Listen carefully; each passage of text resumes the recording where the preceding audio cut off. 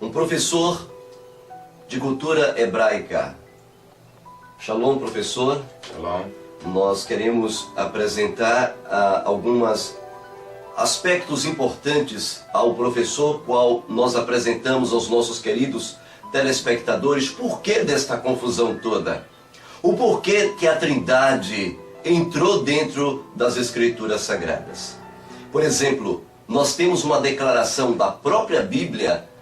Nós temos aqui em mãos a Bíblia Thompson. E a Bíblia Thompson, esta Bíblia, ela mesmo confessa, os próprios tradutores, na página 1377, né? E também na página 1378, vejamos no último parágrafo aqui, na primeira parte desta Bíblia, o que diz que a Bíblia de Jerônimo ficou conhecida por Vulgata, sendo hoje usada pela Igreja Católica Romana como a autêntica versão das Sagradas Escrituras. E eles aqui confessam, apesar que muitos eruditos a acharem pobre e até acusarem de cometer falhas gravíssimas. Sim, prezados ouvintes, prezados telespectadores, o problema é que nós não estamos trazendo confusão para você. Nós queremos tirar você desta confusão. E isso é enfatizado pela própria Bíblia na página 1378, exatamente na segunda parte, no terceiro parágrafo, quando diz: milhares de erros foram detectados no Novo Testamento Almeida. Muitos deles produzidos pela comissão de eruditos que tentou harmonizar o texto em português. E veja que no parágrafo seguinte diz: o próprio Almeida identificou mais 2000 erros nesta tradução e colocou mais erros ainda. Como vocês sabem, a Bíblia, como nós temos hoje, é uma Bíblia que está com muitos textos adulterados. Aproximadamente foi constatado pelos rabinos de Israel que existem hoje nas Escrituras Sagradas da Vulgata, que hoje o mundo inteiro, todas as versões que nós temos na atualidade, tem a sua base, a sua pedra angular nesta Bíblia chamada Vulgata. É interessante que foi colocado em evidência que existem aproximadamente 52.000 adulterações. Nós vamos citar para vocês alguma dessas adulterações. Por exemplo, nós temos aqui a primeira coisa importante, prezado telespectador, é a questão da palavra Novo Testamento. Né, professor? A palavra Novo Testamento, por exemplo, não existe no hebraico. A expressão Novo Testamento foi colocada pelo imperador romano, pagão, chamado de Adrianos, no ano 130, exatamente para dar uma evidência de que não precisa mais guardar a Torá, não precisa mais guardar aquilo que é de judeu, aquilo que é do velho. Então ele chamou o Velho Testamento, ele deu então nova luz, dizendo Novo Testamento, e começou a mudar as palavras da Bíblia. Exatamente, nós temos aqui o professor de cultura hebraica que está conosco e vai nos apresentar alguns aspectos destas mudanças. Shalom, professor. Shalom. A escritura hebraica ela é interessante na sua história. Nós temos, teologicamente falando, a primeira versão que foi traduzida para o grego, conhecida como Septuaginta. Depois, historicamente, temos uma segunda versão chamada de Vulgata Latina, que seria uma tradução para a língua latina. Já na primeira versão, na Septuaginta, encontramos diversos equívocos ali escritos, em relação às escrituras originais. Na segunda versão da Vulgata Latina, a situação piorou ainda mais. O termo Brit Hadashah, em hipótese alguma, poderia ser traduzido como Novo Testamento, pois o termo Brit Hadashah, no hebraico, significa renovação da aliança. Brit, aliança, Hadashah, renovação. Muito bem. E interessante, professor, que muitos acham que o Novo Testamento foi escrito, que na realidade no Novo Testamento, como você acaba de dizer, e é realidade, a aliança renovada, isso não veio fazer com que o Messias, o Mashiach de Israel, mudasse. Ele não veio, por exemplo, em Matitiahu, que eles chamam de Mateus, lá em Matitiahu 5,17, a expressão aramaica ali do texto está escrito que eu não vim destruir a Torá. É assim que está no original, telespectador. E nem os profetas, mas eu vim para cumprir. Ou seja, o texto aramaico tem esse termo. Eu não vim destruir a Torá, mas eu vim levá-los, vocês, a cumprir a Torá. Quer dizer, o que o Eterno enfatiza através do Mashiach é que ele não veio para dar uma outra lei, uma outra nomos, mas ele veio verdadeiramente para dar a mesma aliança, ou seja, renovou aquela aliança com aquela mulher antiga que era a Torá. O Eterno não tem uma outra Torá, então é isso que Yeshua, o Mashiach de Israel, veio fazer, levar avante o casamento que foi partido para que continue na renovação da aliança, esse casamento fosse reatado novamente. Por exemplo, eles dizem que esse Novo Testamento, a renovação da aliança, foi feita em grego. Nós podemos perceber que, na realidade, isso não é verdade, né? Verdade. Os princípios do Torá, eles são eternos, absolutos e imutáveis. Quem vê o Torá sendo entregue a Moshe ali no Monte Sinai ainda não tem uma compreensão muito ampla, né, do contexto e significado do que é o Torá. O Torá, e com os seus princípios, eles são eternos, eles existem antes da fundação do mundo. E foi revelado não só para o povo hebreu, mas como para a humanidade. Então esses princípios, eles são imutáveis, eles não são sucessíveis de mudança. O que aconteceu é que durante a história do povo hebreu, alguns reis, né, de Israel, eles mudaram os princípios fundamentais do Torá. Isso foi profetizado nos Salmos. No Salmos capítulo 11, versículo 3, diz: destruídos os fundamentos, o que fará o justo? Ou como se poderá fazer justiça? Então, em Irmiyahu 31, o Hashem chama o seu profeta e diz que fará um concerto com a casa de Israel, né? E a cláusula de contingência fundamental e importante para esse novo concerto, ou para a renovação desse concerto, será colocar o Torá na sua mente e escrever no teu coração. Desta maneira, de hipótese alguma, o Torá pode ser abolido ou destruído, pois os seus princípios são eternos, absolutos e imutáveis. Por exemplo, nós temos aqui mais o próprio livro de Armindo de Abreu, O Poder Secreto, professor. Ele fala aqui dentro do seu livro, é impressionante, e é um dos maiores pesquisadores brasileiros no contexto de cultura profética, hebraica e histórica. Ele diz o seguinte, que existem mais de 80 evangelhos, ou seja, na verdade, existiram aproximadamente 360 evangelhos que hoje desapareceram. Estes evangelhos não existem mais. Roma, a igreja romana, ela escondeu esses evangelhos e colocou o bispo Irineu, pelo supersticioso, ele acreditava 4 pontos cardeais da terra, acreditava tudo em 4, e então escolheu 4 evangelhos para entrar aqui em evidência. Ou seja, eles manipularam a Bíblia. Nas próprias palavras do historiador Armindo de Abreu, ele diz, a Bíblia tal conhecemos hoje foi uma colagem composta pelo imperador romano Constantino, que foi pagão a vida inteira e batizado somente na sua morte. Na página 304 ele diz, Constantino mandou fazer uma Bíblia novinha. E a Bíblia de Constantino, na página 305, ele continua, vem sendo considerada como a verdadeira sagrada escritura há milênios. E não há ninguém, interessante que eu achei essa expressão do Armindo de Abreu, é muito importante. Ele disse, abre aspas, não há ninguém mais doutrinado do que o doutrinador.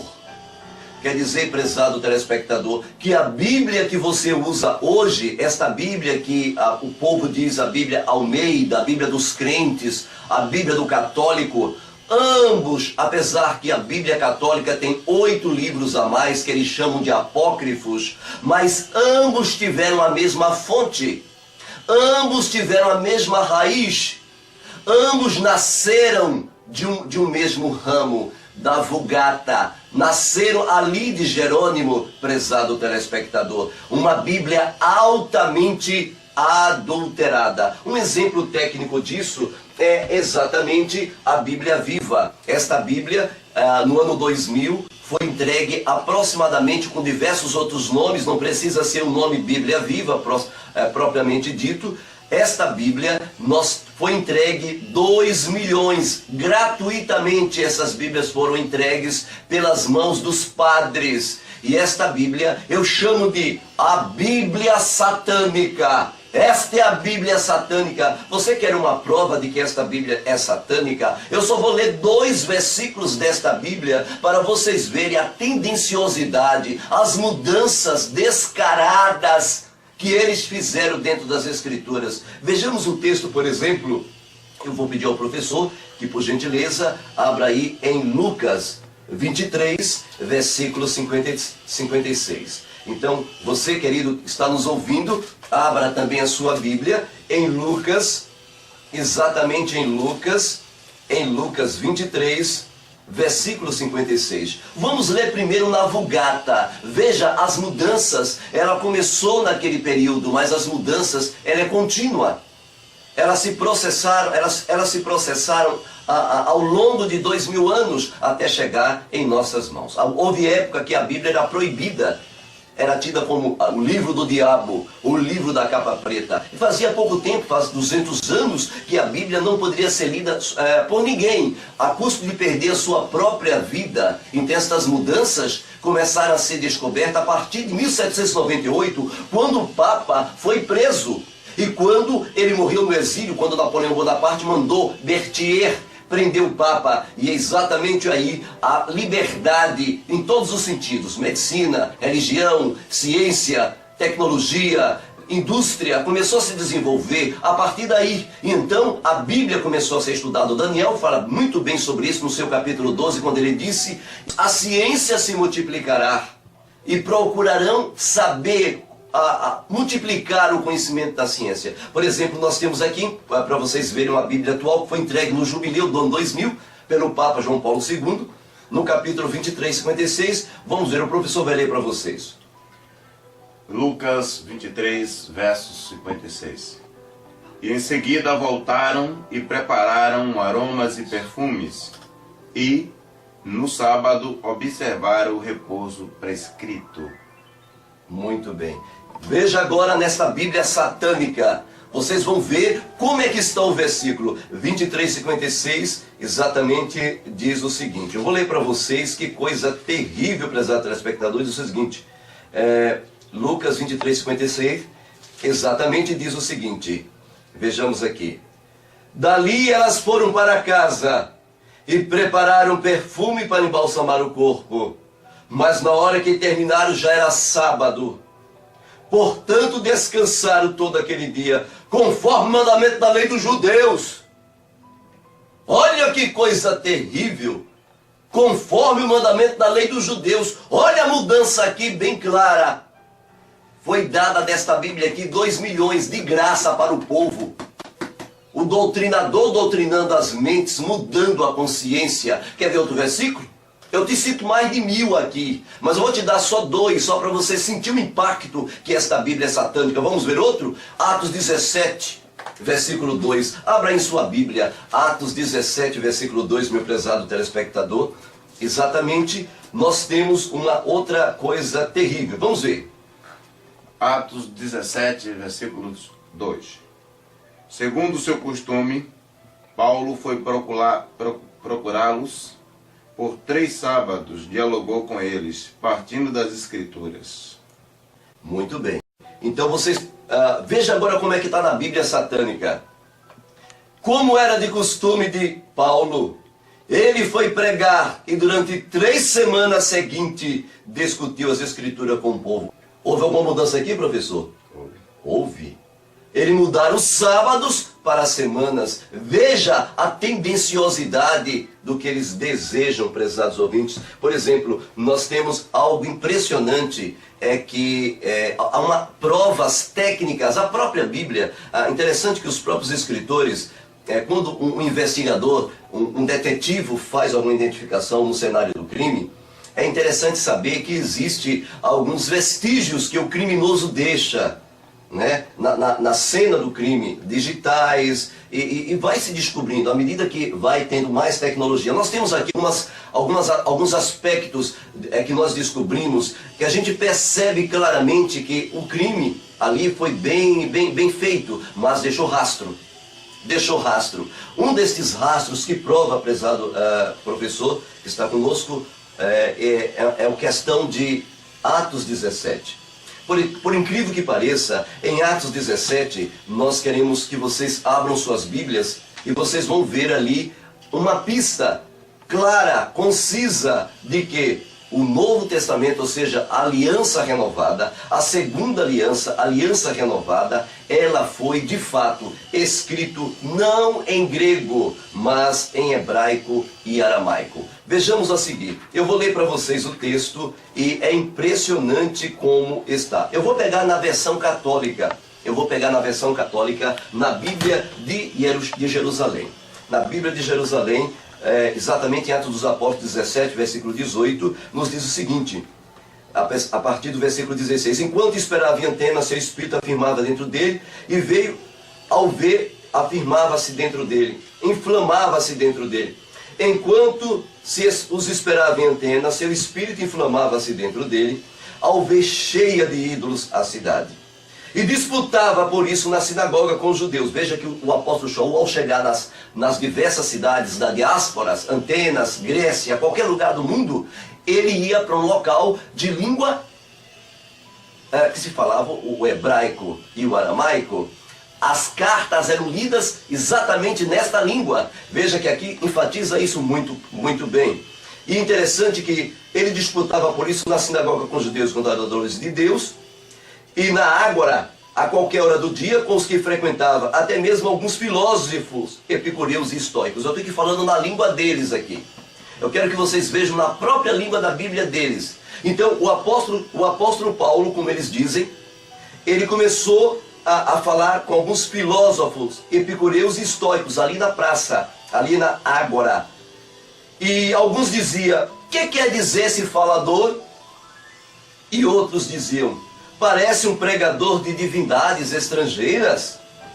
Isto porque ele anunciava a Jesus e a ressurreição. Aqui está, queridos, um rastro do crime que prova que a Bíblia não foi escrita em grego, mas sim em aramaico e em hebraico. Por quê? Porque as duas expressões Deus e a outra expressão aqui, Jesus, e a outra expressão, anástase, exatamente nós estamos aqui com a Bíblia grega. Eu quero mostrar para vocês, nós estamos aqui com a Bíblia grega aberta exatamente em Atos 17, e na Bíblia grega fala claramente anástase.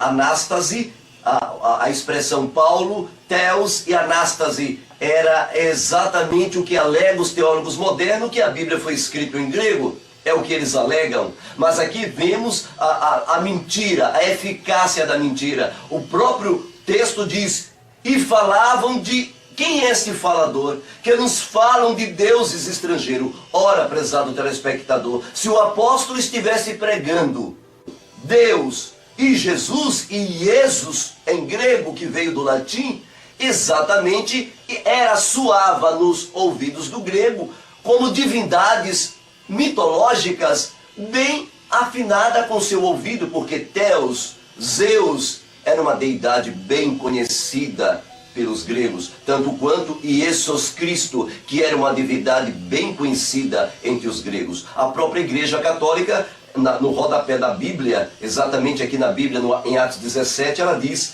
a palavra anástase, em grego, ressurreição, é tomada como nome de uma deusa. esposa de Jesus. Aqui está, prezados ouvintes, a própria Igreja Católica confessa com a boca dela que Anástase era o nome de uma deusa esposa de Jesus. E por incrível que pareça, indo mais adiante nesse aspecto, eu gostaria de enfatizar com vocês alguns textos que provam estas mudanças, né, professor?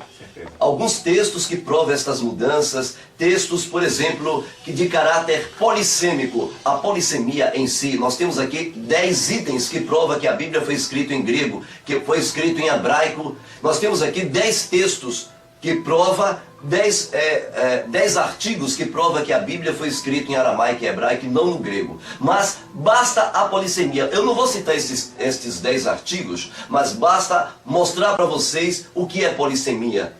E a própria polissemia em si mostra as mudanças destes textos. Que estes textos originalmente eram exatamente daquela língua, pertencia ao hebraico e pertencia ao aramaico e não ao grego, como muitos dizem. Por exemplo, nós temos aqui, querido telespectador, um texto muito engraçado, que é exatamente no texto grego de Mateus 26, versículo 6, e em Marcos 14, versículo 3.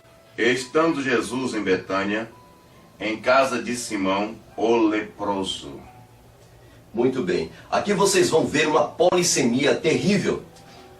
Você pode perceber que o autor que ali estava traduzindo do aramaico para o grego, veja, a palavra leproso em grego significa uma pessoa que está doente, com lepra.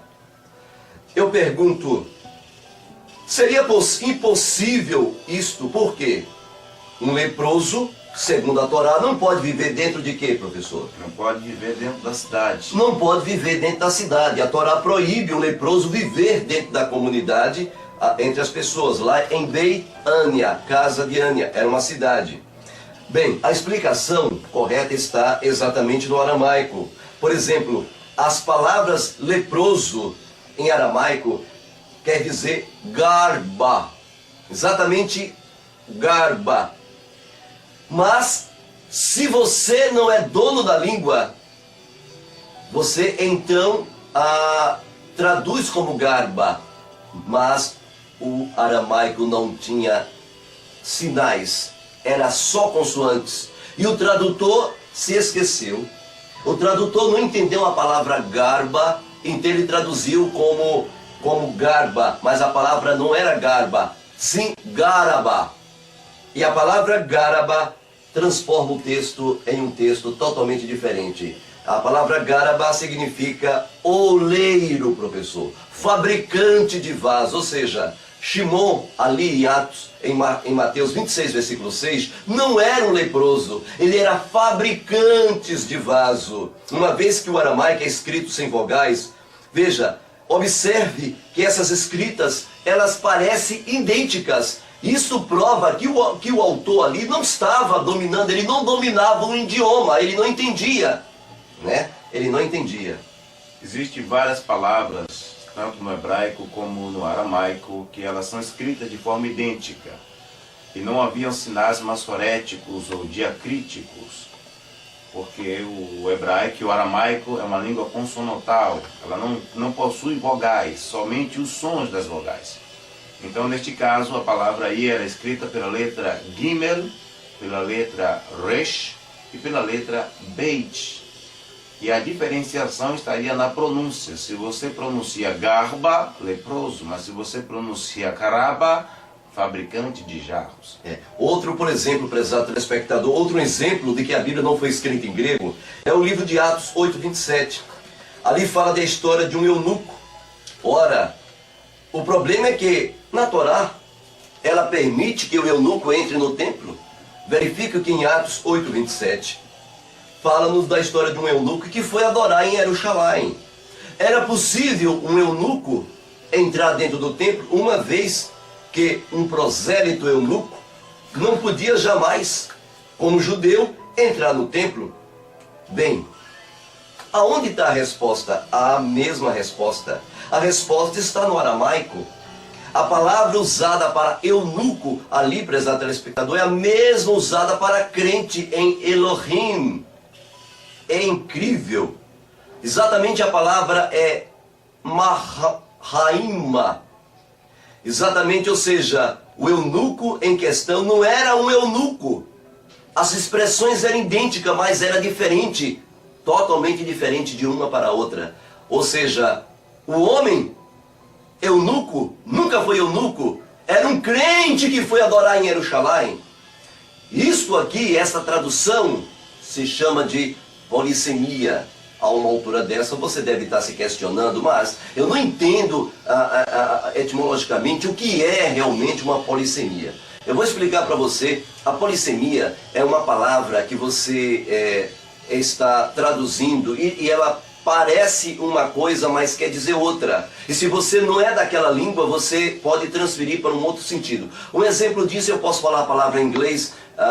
We had here in Newark and 42th Street strike. Eu posso dizer essa frase em inglês. Nós temos agora na rua 42, aqui em Nova York, uma greve.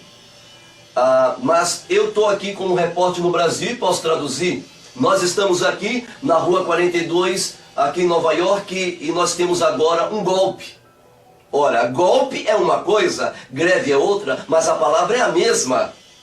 Vocês agora entenderam o que é uma polissemia. Isso significa que o indivíduo que estava traduzindo, ele estava traduzindo do aramaico. E não era o dono, ele não estava falando a língua fluente que não daria um furo como este furo de tradução. Não é verdade, professor?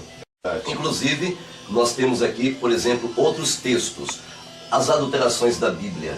Por exemplo, o professor, ele tem alguns textos que ele quer apresentar aos telespectadores. Vão ver alguns textos que constituem as adulterações da Septuaginta da Bíblia.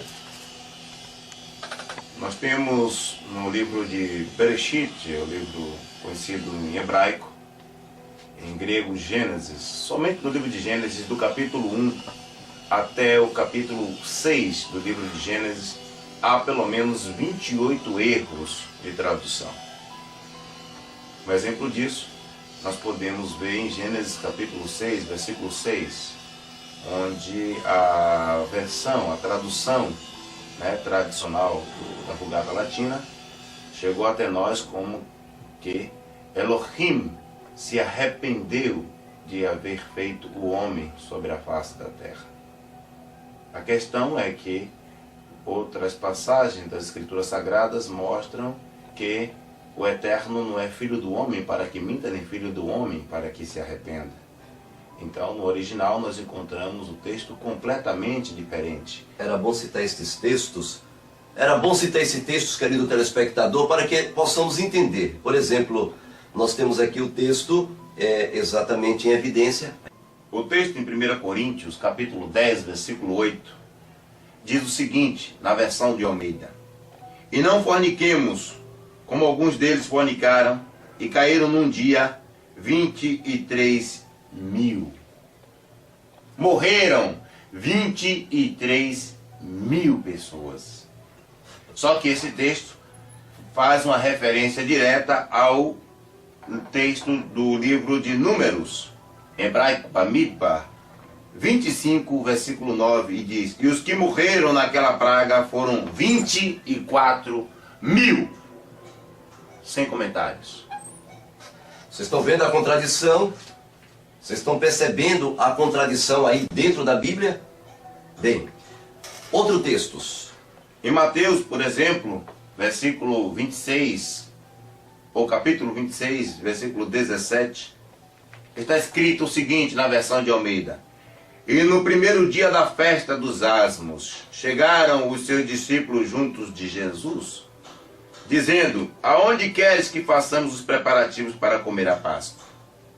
E ele disse, versículo 18: Ide à cidade, a um certo homem dizei: O mestre diz: O meu tempo está perto, e em tua casa celebrarei, e farei a Páscoa com os meus discípulos. No verso 19, os discípulos fizeram como Jesus lhe ordenara, e mandara, e prepararam a Páscoa. A questão é, Segundo a tradição judaica, descrito no próprio Torá, no dia 14 do primeiro mês judaico, o cordeiro era morto, era sacrificado à tardinha. Sendo assim, viria o dia 15, que seria o dia da festa dos pães ázimos. Como Yeshua, sendo o cordeiro que foi morto no dia 14, poderia estar comendo pães com os discípulos no dia 15? Se ele morre no dia 14 e é sepultado no mesmo dia para que não trouxesse maldição sobre a terra? Ficaria 3 dias e 3 noites no seio da terra, isso quer dizer sepultado? Como ele poderia no dia seguinte estar comendo pães ázimos com os discípulos, participando da festa dos pães ázimos? Sem comentários. Isso mostra, prezados telespectadores, que o Yeshua, o verdadeiro Mashiach, e não Jesus, ele morria um dia antes, não é isso, professor? Verdade. Exatamente, no dia 14. Era o dia em que prefigurava perfeitamente o que o Eterno deu a Moshe no modelo do santuário. E aqui está falando que no dia 15 ele estava comendo pães ázimos com os discípulos. Você está percebendo aí uma contradição, uma falta de harmonia. O problema é o seguinte: falta de conhecimento dos tradutores bíblicos. Eles simplesmente omitiram fatos relaxadamente. Por isso que o texto da Bíblia diz: maldito é aquele que acrescenta alguma coisa neste livro, e maldito é aquele que coloca ou acrescenta coisas a mais neste livro. Por exemplo, nós temos aqui um outro texto, prezado telespectador, é de Romanos 10, versículo 4. Que coisa terrível! Eu quero ler para vocês Romanos 10, versículo 4, que diz: e o fim da lei é Cristo. Nossa, que coisa terrível! Se você pegar nos originais em aramaico, você vai ver que aquele texto foi exatamente adulterado, tendenciosamente colocado pelos padres. Veja como é que está no original, em aramaico, quando diz, em hebraico, quando diz: porque a realização da Torá é o Mashiach para a justiça de todo aquele que crê. Estes foram exemplos para que vocês possam entender que existem milhares de erros dentro da Bíblia. Pois é, professor, nós queremos agradecer a sua presença aqui em nossos estúdios do Centro de Pesquisa Profético, e queremos agradecer a sua colaboração e convidá-los para outras oportunidades em que apresentarmos aos nossos queridos telespectadores outros programas. Quero terminar falando textos dos profetas quando eles dizem: o meu povo perece por falta de conhecimento. Eu quero terminar recitando uma bênção do Eterno, registrada nas Escrituras, quando ele diz: Ivarechecha Adonai vishmerecha, Yair Adonai panav elecha viruneka, Isar Adonai panav elecha ve'asen lecha shalom. Que o Eterno te abençoe e te guarde. Que o Eterno resplandeça seu rosto sobre ti e tenha misericórdia de ti. Que o Eterno sobre ti levante o teu rosto e te dê shalom. Shalom, prezado telespectadores, e que o Eterno lhe dê forças para continuar a sua pesquisa e libertação que vem da verdade. E conhecereis a verdade, e a verdade vos libertará. Caiu, caiu! A grande Babilônia, a mentira de Roma caiu por terra. Amém.